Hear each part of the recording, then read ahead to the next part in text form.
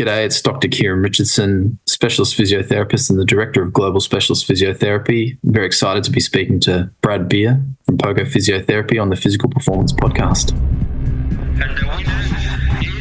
Failure is not an option. I've had my ups and my downs. I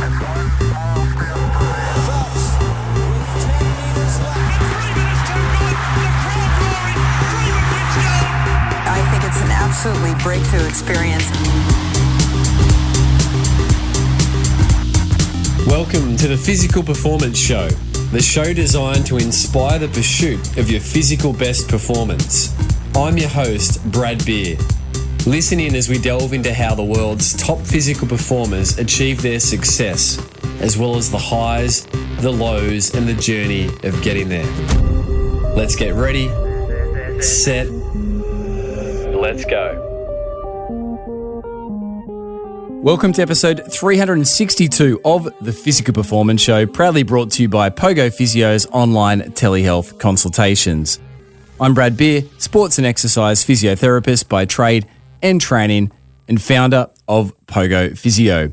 As you know, of late, the show has not been weekly, as I am halfway through a registrar training program with the Australian College of Physiotherapists, pursuing specialisation in the sports and exercise physiotherapy stream. And in fact, it's today's guest, Dr. Kieran Richardson, who's partly to blame for that, as Kieran, just on 2 years ago, encouraged me to apply to be accepted onto the training program through the Australian College. And after what was almost a year of writing the application, I was fortunate to have my application accepted. The downside being the Physical Performance Show frequency has markedly dropped off.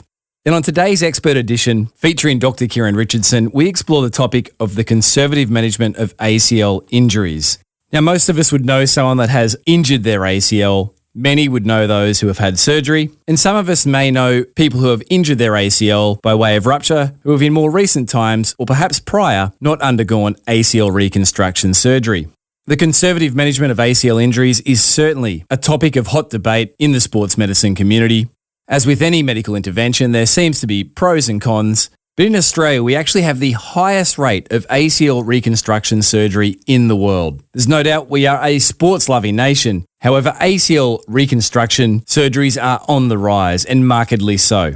Now, to explore the conservative management of these injuries, there's few in the field more experienced with this than Dr. Kieran Richardson. Kieran is a specialist musculoskeletal physiotherapist as conferred by the Australian College of Physiotherapists in 2016. And Kieran is passionate about patients undertaking physiotherapy rehabilitation to solve their pain and injury problems.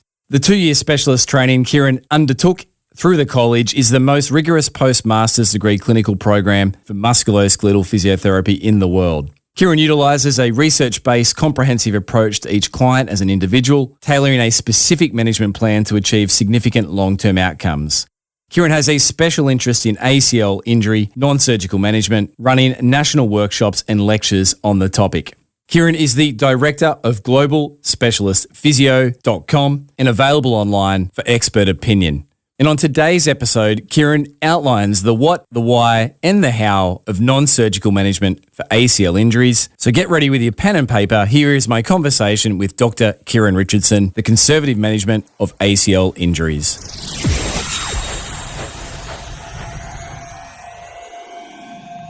Dr. Kieran Richardson, welcome to the Physical Performance Show. Brad Beer, it feels great to be on here. We've had a few goes at connecting over the years, and Kieran, the topic of conversation today is certainly one that's very well within your wheelhouse in our industry. If you think Kieran Richardson, ACL management is definitely something you associate with you.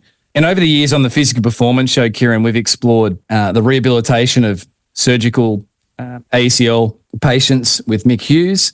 We've also looked at the POP book that was outputted by Jess Cunningham, but for a variety of reasons, we are yet to tackle the conservative management of ACL injuries.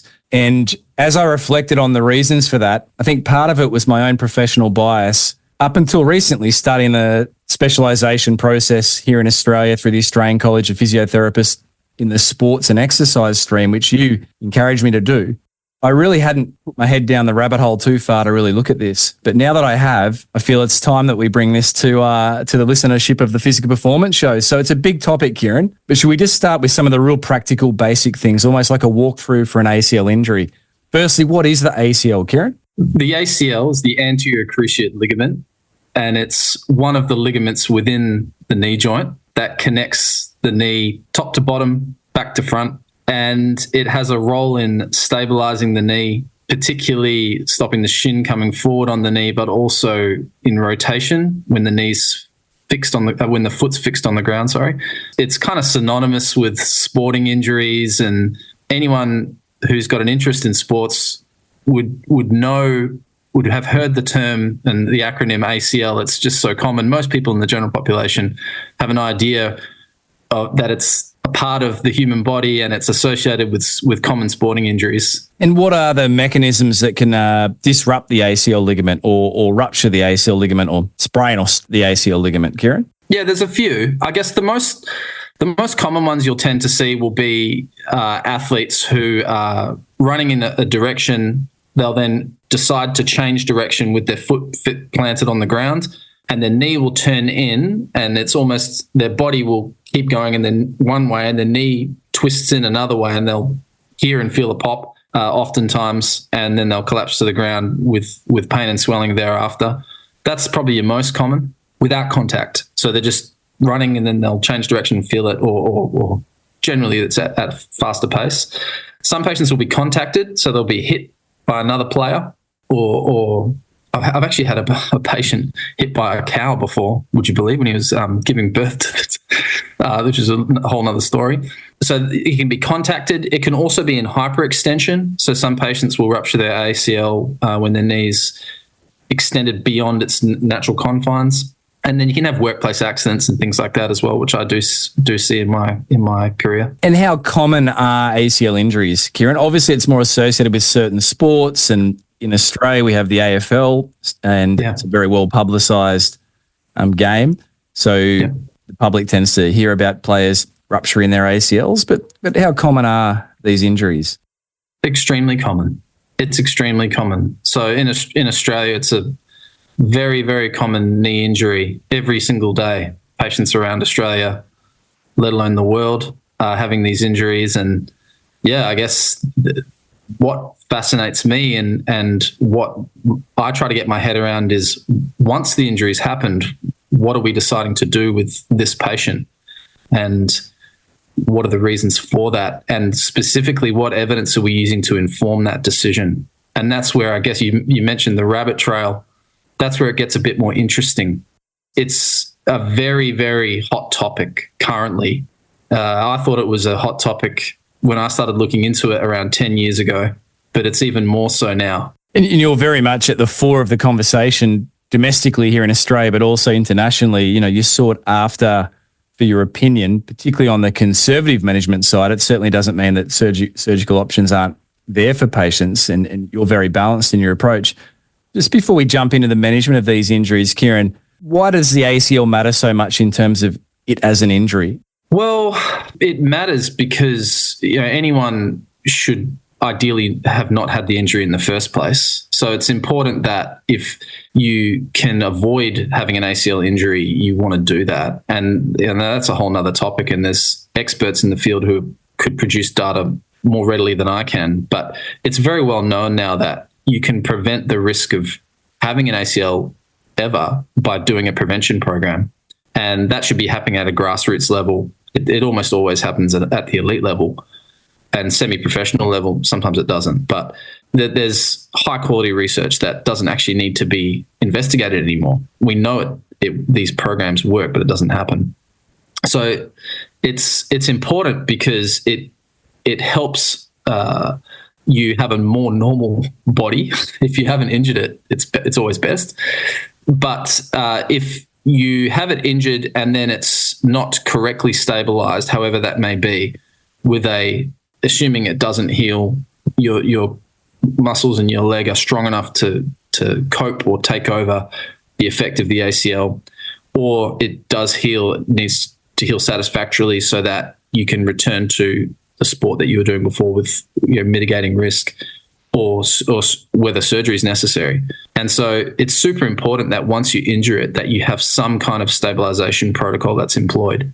And so that's where we can kind of tease that out, the specifics of it. And it depends, because there's a large group of patients that once they have the injury will opt against going back to their previous sport. And there's a lot of wisdom in that. And so that's another whole part of the conversation, which we probably should touch on, because, we don't necessarily want to be giving patients this assumed golden ticket back to their pre-existing function, because a lot of the time that doesn't happen, including at the elite level. And we're going to explore that with the different options people have to rehabilitate their ACL injury. Kieran, I think if you polled people on the street about an ACL injury, one of the associated comorbidities that they would be concerned about is the rate of knee osteoarthritis. And we'll look at this specifically with the options that people have in managing their knee, but anything you just, at the top of this conversation, share around that about when people disrupt their ACL, an ACL rupture, their prognostics around knee osteoarthritis as their life goes on. Yeah, look, I was at a National ACL Symposium in 2017, and the famous quote by Karim Khan, who's a professor of sports medicine, sports doctor, he said that basically once you get an ACL injury, it's a diagnosis of osteoarthritis. Now, I feel like that's probably a little bit of a throwaway line. When you look into the research, which they discussed at this national conference, basically you're at increased risk of developing osteoarthritis, greater chance of having knee joint degeneration long term because of having had the injury. But that's increased by about 50%. But what's interesting is only about 50% of those patients ever develop pain, which is a kind of well-known concept within rehabilitation, physiotherapy, and some aspects of orthopedics, that basically what's shown on a scan almost always has a very poor correlation to patient signs and symptoms. So yeah, that's something that in the general population, they may be stressing out about having more arthritis, but there's also a positive flip and spin that we can put onto that to suggest that, well, you may never know, because after you've recovered from the initial parts of the injury, in all likelihood, you're going to be symptom-free long term.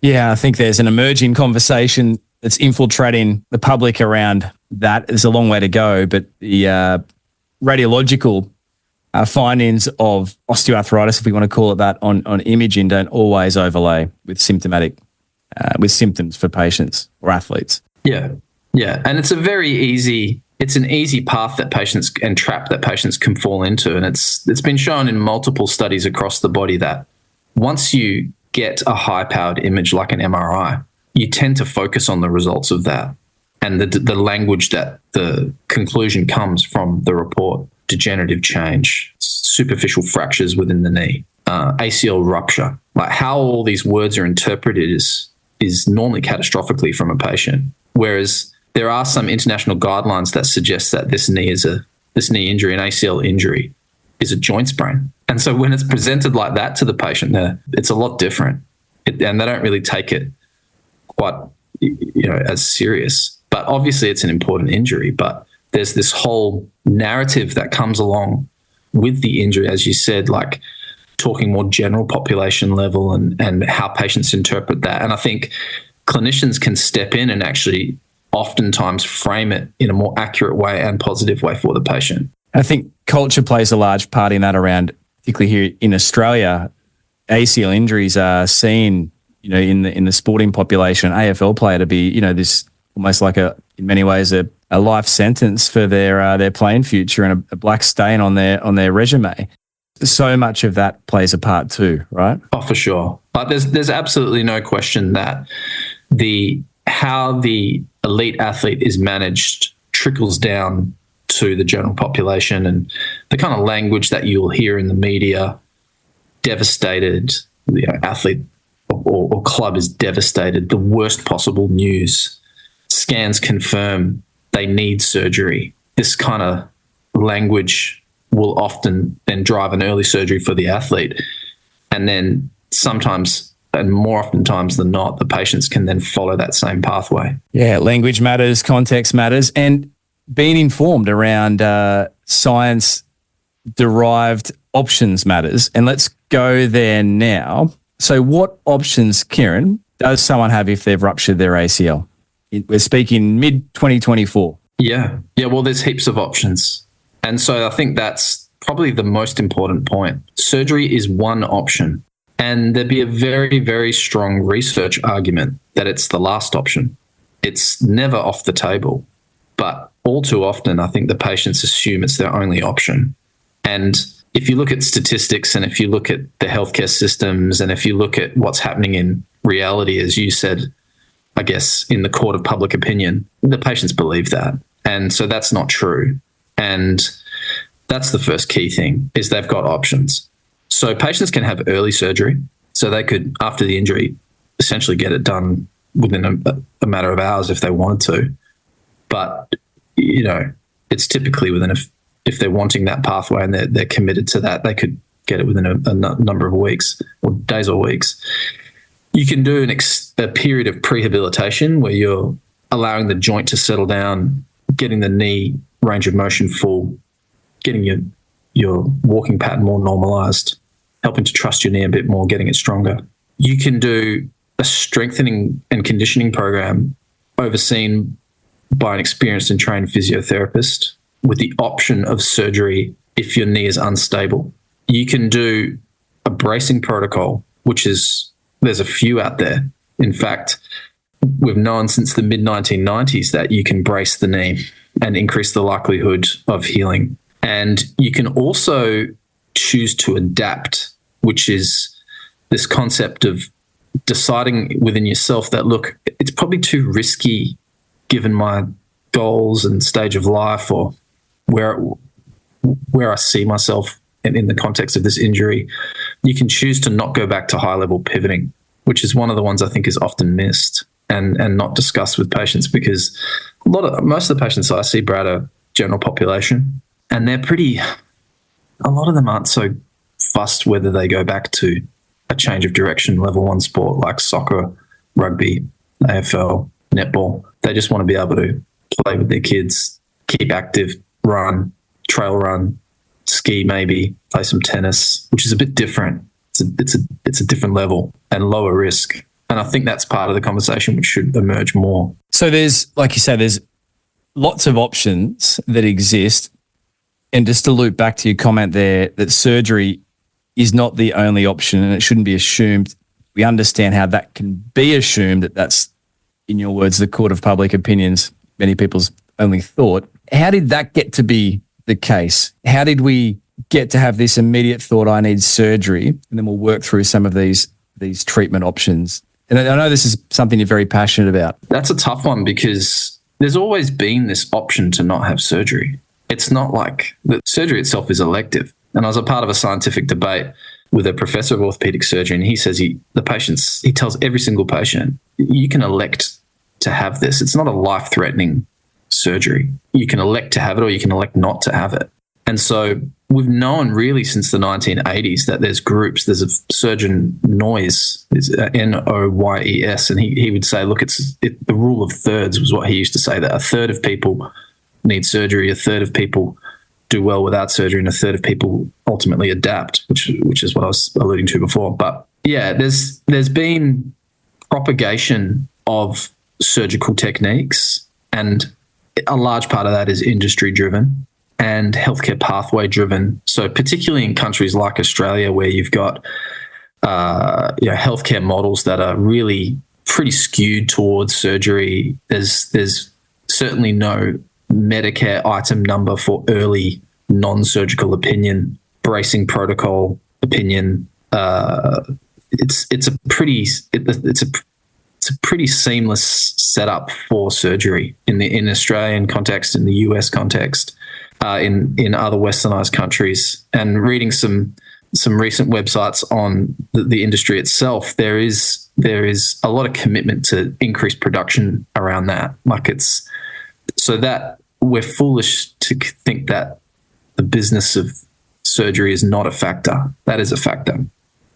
And so I think, in saying that, there's obviously patients who've gone down that pathway and been incredibly successful, being able to return to sport and function at a very high level.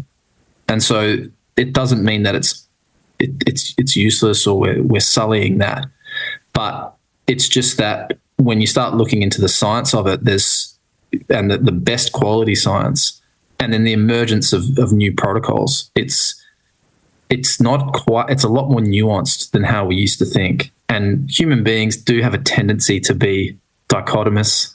It's just the way we are. And especially when there's pain and injury involved, fear can be very high immediately after this injury. I've read some studies that would suggest it's equivocal to PTSD.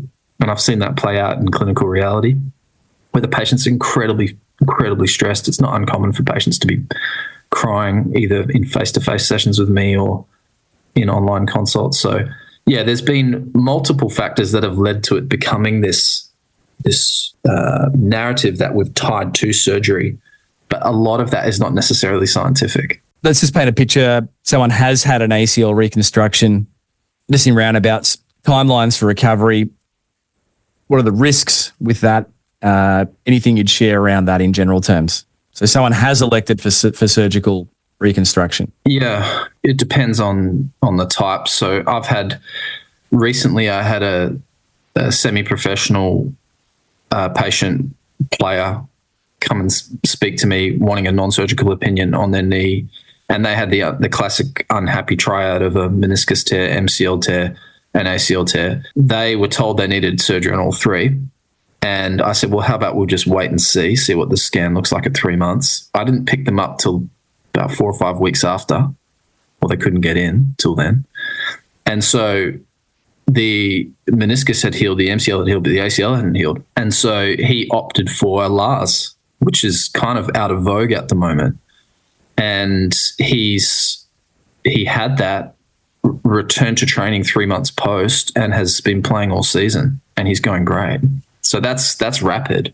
But if you look at guideline-based, that's an outlier. Typically, for pediatrics, the guidelines would suggest it's 12 months. For general population, we would be looking minimum 9 months. And there's some studies that would suggest trying to return before 9 months puts you at significantly greater risk. And time's a factor. It's certainly not the only factor that we want to take into consideration, but it's not something that we should be rushing overall. It's a large rehabilitation process to get someone back to, if they do want to take on their prior sporting endeavours. As we've both seen, being practitioners for many years, Kieran, there has been trends with surgical techniques come and go. You just mentioned LARS, which I recall it seems like a decade plus ago was sort of proposed as this great way of seeing people return to sport much sooner with shorter timeframes.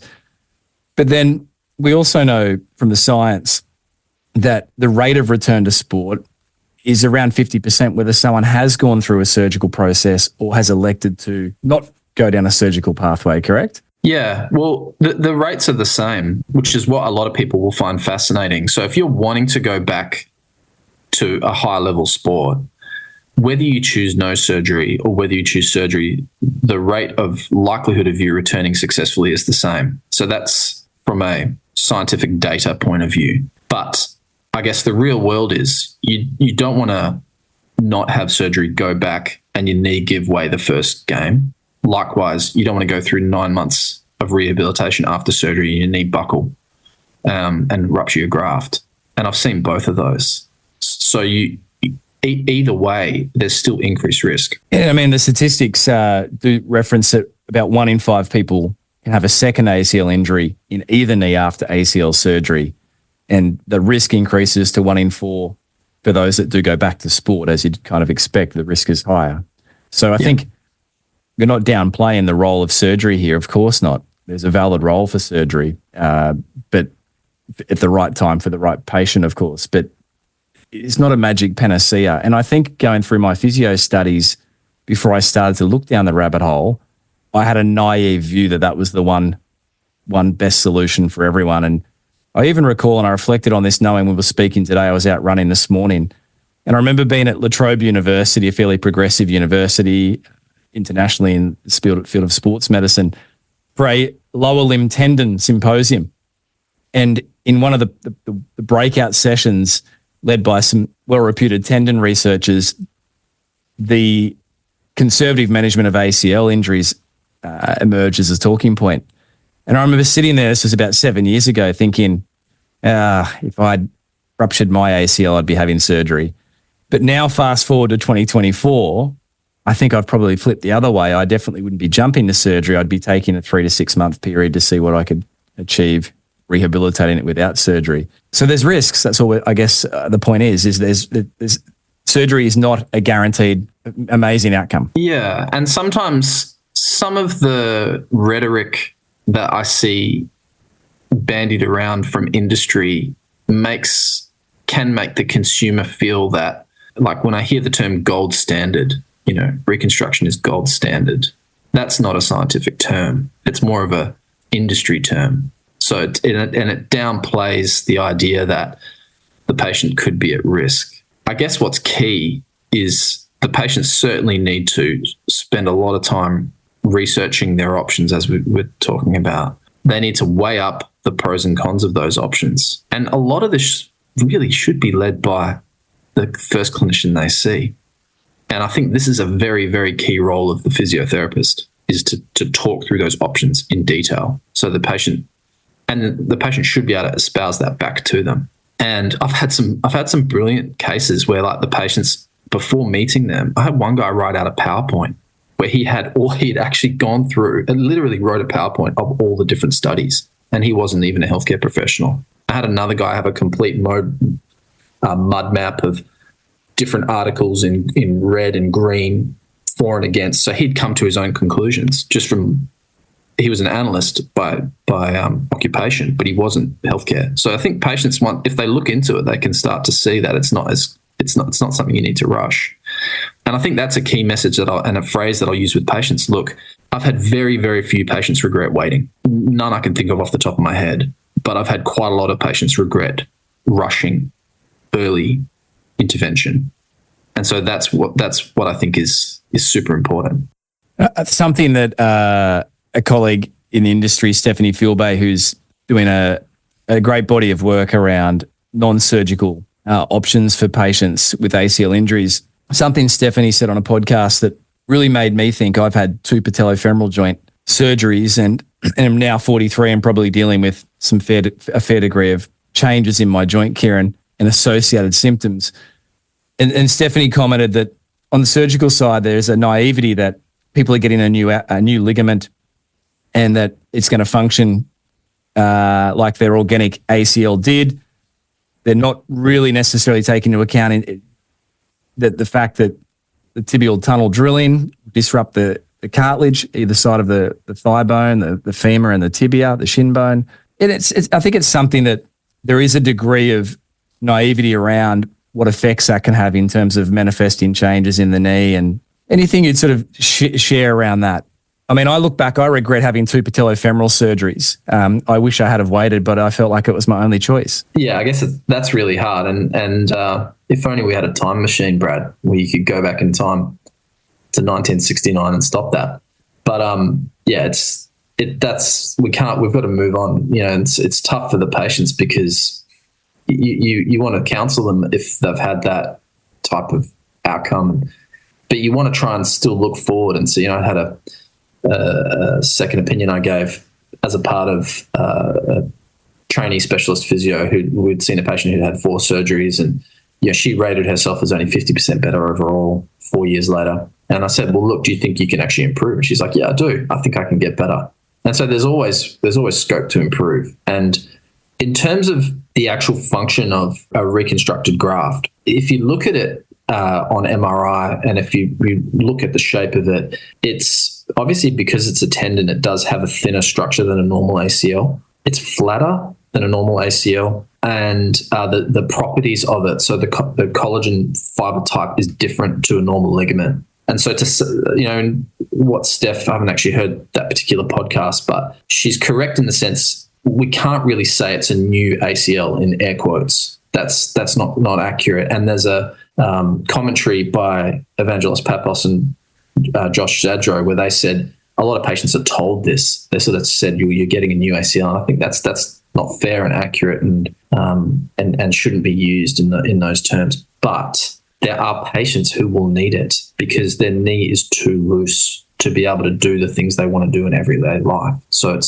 there is absolutely a role, will always be a role for patients to have reconstructive surgery. It's just they could equally have their ACL heal normally. It could partially heal. It could attach to the lateral femoral condyle, the side of the knee. It could attach to the PCL in the patients, which I've seen high-level patients return to change of direction sport completely asymptomatic long-term. So everything has to be laid out, and then we watch the patient like we would any other injury. And so I think once you break it down and start taking our time with patients and waiting, watching, rehabbing, reassessing, which is why I think the follow-up MRI, which for a lot of patients in the Australian context, looking at, it was actually a local surgeon here in Perth that suggested I do that. He said, well, look, our training is that if we don't operate, the patients are going to get more meniscus tears. So how about if we do another MRI and we'll see? And so that's when I started to see a lot of this healing.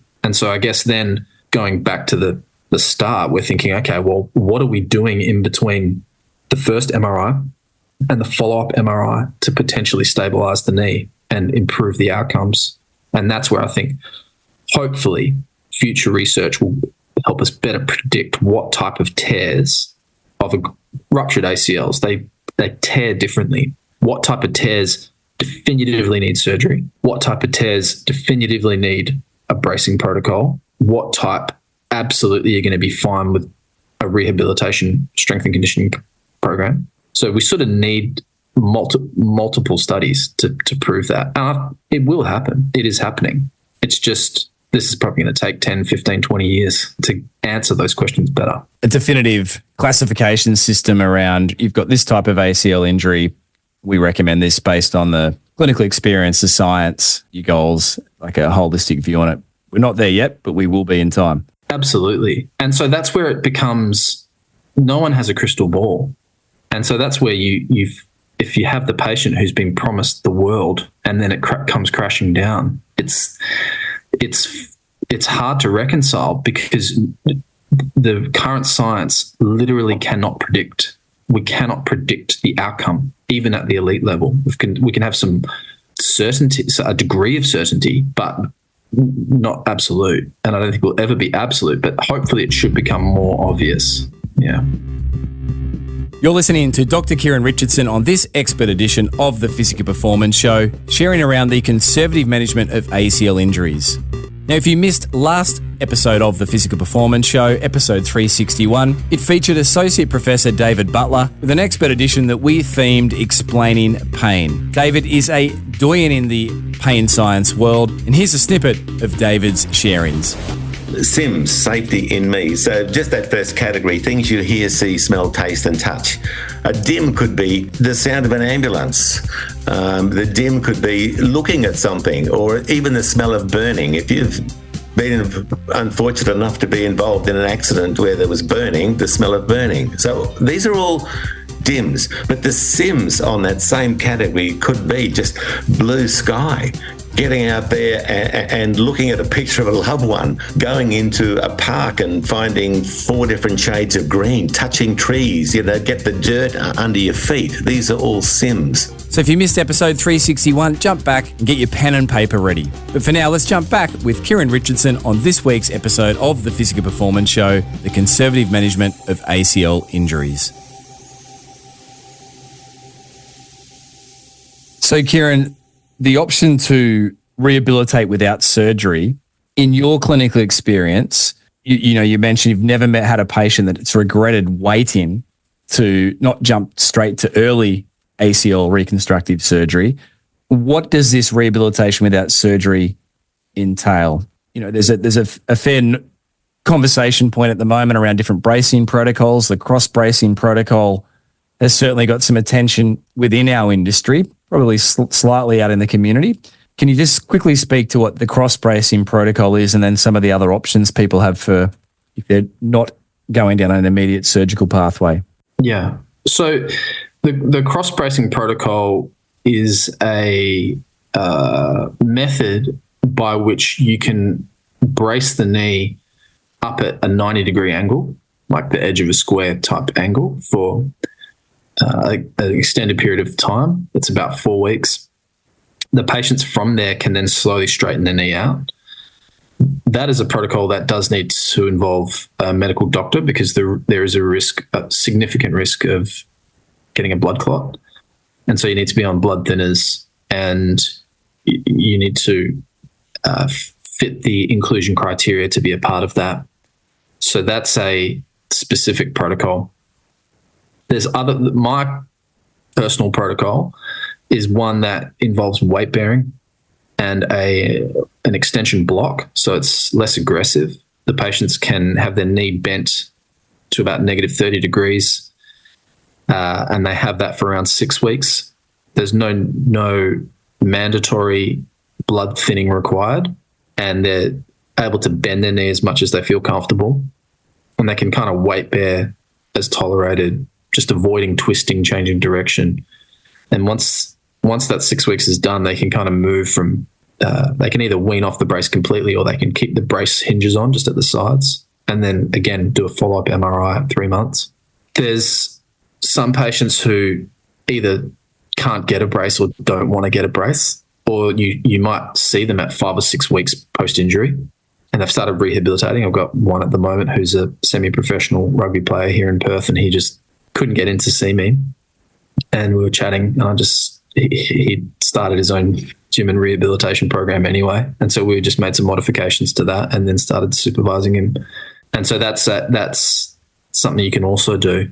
And then if the intention is to go back to sport and they're young, active, or pediatric, certainly I would recommend us rescanning them to see if there's been ligament reattachment, and then checking to see if that ligament is functioning, because obviously there's also, when it comes to the quality of the ligament, we want it to feel as if it's stabilized, but in non-weight bearing ideally, and certainly in weight bearing the patient should have a stable knee and have no sensations that it's going to give way. And so those are the general protocols if you're looking to not have surgery and do a scientific rehab program or bracing program. Those would be your key options. I've had pretty good success looking at those and using those when the patients have it presented to them. And the principles of, like you say, Kieran, not going into a range of motion brace, limiting the ability to go into full leg straight in or extension, but still being able to bend their knee right through range up until that point, as opposed to something like a cross bracing protocol where people are fixed, can't move. Is the principle of that not having the last 30 degrees or thereabouts of extension, whatever the range is it just to try and help promote the ends of the ACL being more approximated, or what's the rationale there? Yeah, well, there's a few papers. There's a French paper actually from 2012 that had that similar negative 30 degrees extension block, and they had around 80% of the ACLs heal. There's a paper from 2016, Jacobi. There was a Swiss study, and they had basically when you bend the knee to a degree, yes, it draws the ends of the ligament together, but it also pulls the shin back to an extent. So it's almost like doing the opposite of the Lockman's test, which is when they pull the shin forward to test the ACL. So you're kind of putting the ACL back into its normal anatomical position. And then you have the effect of putting weight on the leg. Has been shown in a number of studies to stimulate the ends of the collagen, the ends of the ligament, which can build collagen cross bridges. So scientifically, they call that mechanotransduction. So you have those physiological reasons to brace the person, but there's also just the practical concept of having a brace on reminds the patient they have an injury. Because if you've done enough of these, and I've done thousands, without surgery, the patients recover faster, because they haven't had the second trauma to their knee. In research, it's called second hit phenomenon, where the patients have, because the injury is intracapsular. But if you have reconstruction, it becomes an extracapsular injury. And so there's more swelling, there's the pain associated with the surgery. So you'll see the patients, they're in less pain pretty quick. And so they can get a little bit cavalier. So I like having a brace on, if nothing else, as a reminder that they have to take the whole process seriously.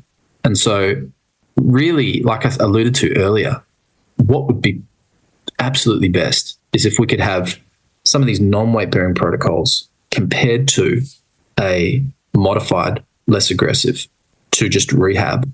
And then we look for various types of tears. Is there actually any difference? Now, what we've seen in the past when we tend to do studies like this is it all ends up the same. So it makes us realize, well, maybe the brace is doing nothing. Maybe it's just the type of tear that is first occurred. And maybe what we're doing is less important. It's more just the actual injury and how the body recovers from it, as opposed to what we're doing externally, if that makes sense. You're listening to Dr. Kieran Richardson on this expert edition of the Physical Performance Show, discussing the conservative management of ACL injuries. Support for today's show comes from Pogo Physio. We exist to help you get back to your physical best following injury. We want everyone who walks through the doors of Pogo Physio to get back to their physical best, complete rehabilitation, and cross what we term the physio finish line.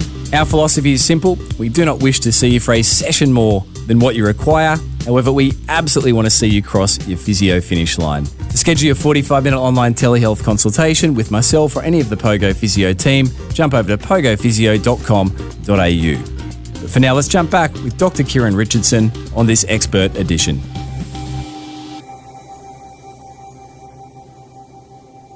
Is it a 6 month, you'd counsel your patients, let's give this 6 months of concerted rehabilitation without surgery to be led by the leading light, which is let's not lose sight of the fact that it's clinical signs and symptoms that we are interested in. Does the patient feel unstable? Are they at risk of a secondary knee injury? What's their confidence like in their knee? How's it affecting their activities of daily living? How's it affecting their sport and recreation? So they're the leading light guides, I guess, telltale signs. So we're keeping an eye on those, but how do you account for people needing longer, reduced timeframes? Is it just based on criteria-based progression with their rehab and these other measurable things such as their confidence? It's multifactorial for sure. I mean, there's at least 300 variables. If you look at research evidence, we probably can't list them all now, but the Swedish guidelines, which have never been translated to English, they suggested it's 3 to 6 months minimum.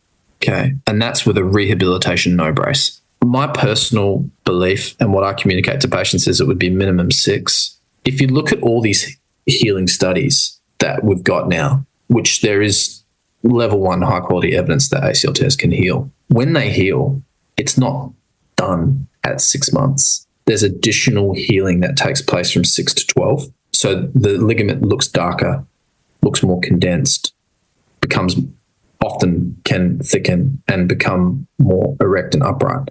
I guess we don't want to be rushing these patients at 6 months. So generally I'm saying minimum 6, but probably 9 for the patients that are wanting to go back to high level change of direction, sport and activity. And so that's one factor. But then you also have additional factors, prognostically. So you have if someone's got a bone bruise, that's going to make sure it's a little bit longer, like a significant bone bruise, which is very common, over 50%. If they've got an associated meniscus tear, that's going to add more time onto the whole prognosis. If they've got an associated MCL, that's also going to clinically be more painful, going to be slower to rehab. Range of motion will take a bit longer. And if their patient's incredibly scared, that's obviously associated with a slower outcome as well because they move slower. They don't want to progress through rehab. They may be fear avoidant. Yeah, there's all sorts of factors. What are some of the clinical criteria you like to see as maybe non-negotiables for patients progressing, doing well with their rehabilitation without surgery approach?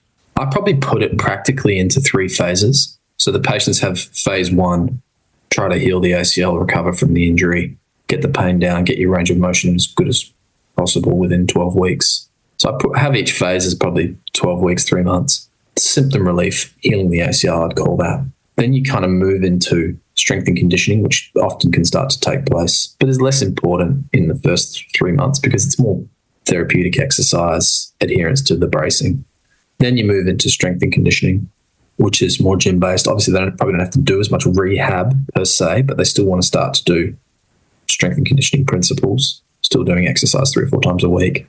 Depending on the case, that on average would take 3 months. And then you've got return to play and plyometrics, building up their running volume, this kind of thing, and return to sport drills. So those are my 3 general ideas that I would discuss with patients, and I think that works pretty well. It's pretty straightforward. It's a nice simplistic model, isn't it? Heal the ACL phase 1 up to say 12 weeks.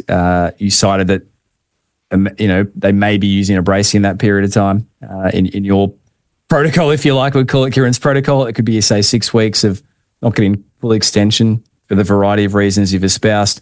Phase 2, strength and conditioning, gym-based work, allow another 12 weeks, up to 12 weeks. Obviously, this will be individualised.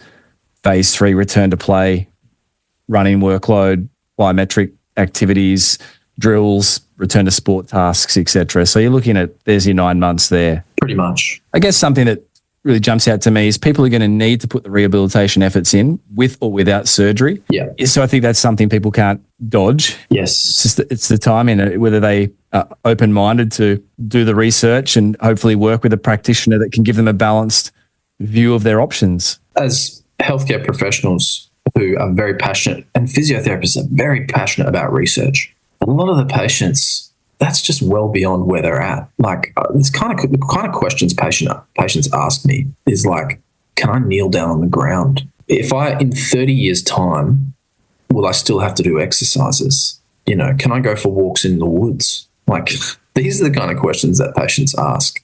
Physiotherapy particularly, I think, can sometimes run astray with the very empirical research, whereas at a patient level, they're wanting more basic questions answered. Have you seen this work? Like, that's the kind of questions patients are asking me. Super simple stuff.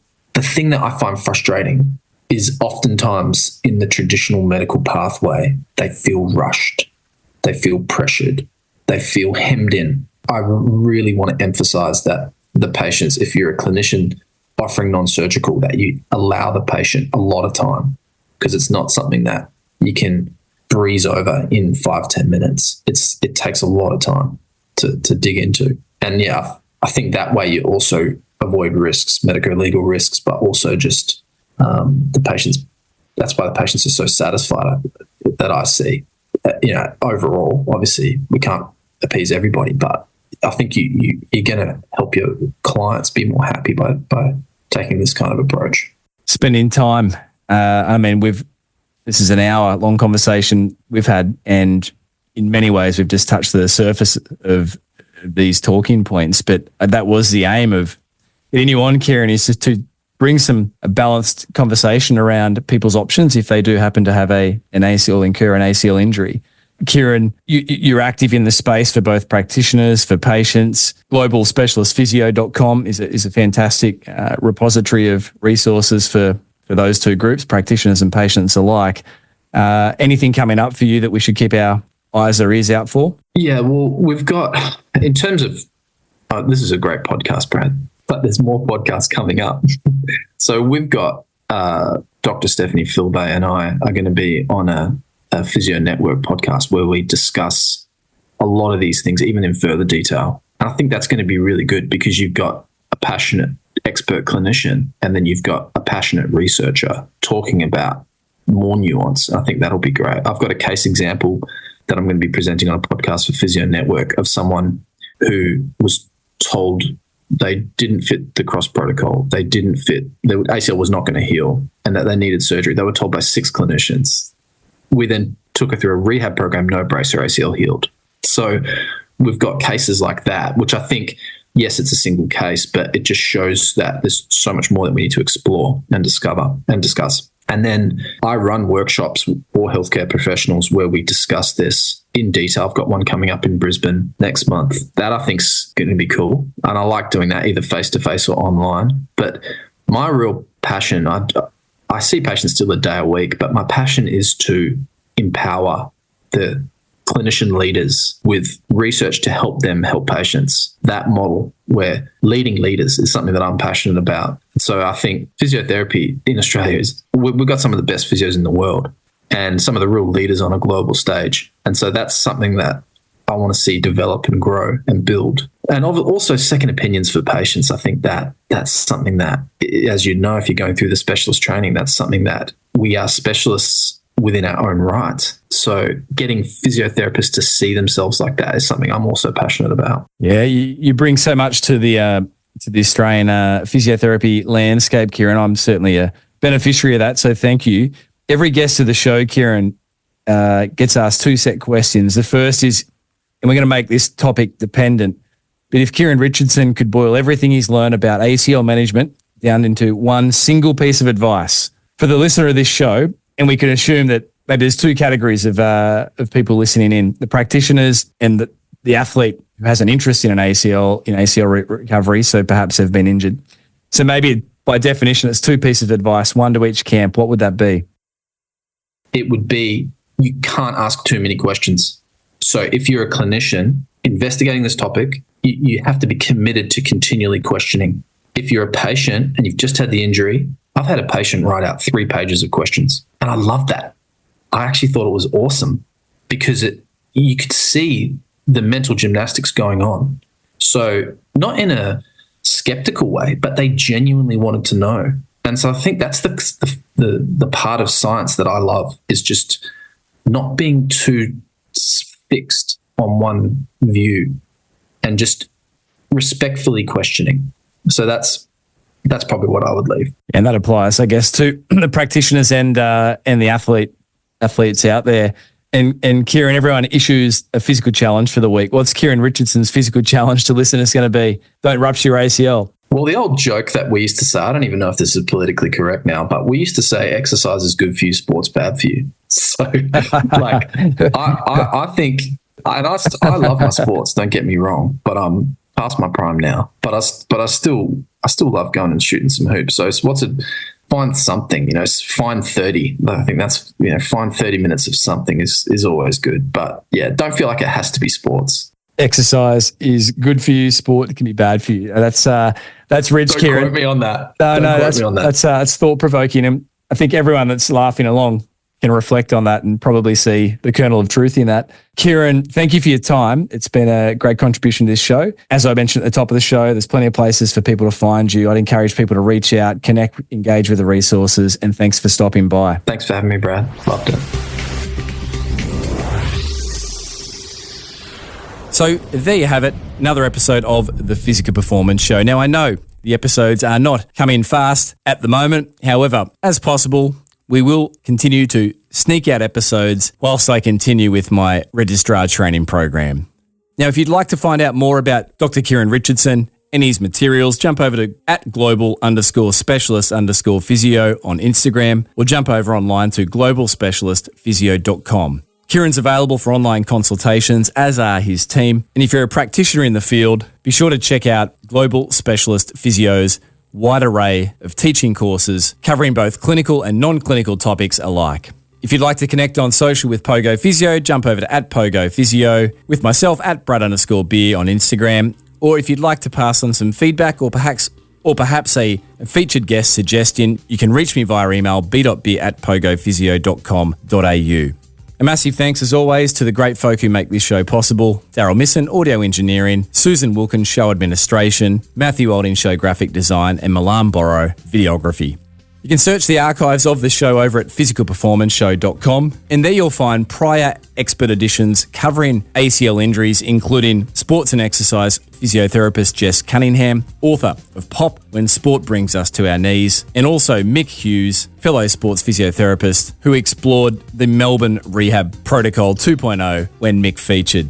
Now, keep an ear out for the next upcoming episode of the Physical Performance Show. Until then, keep pursuing your physical best performance. I'm Brad Beer, and this has been the Physical Performance Show.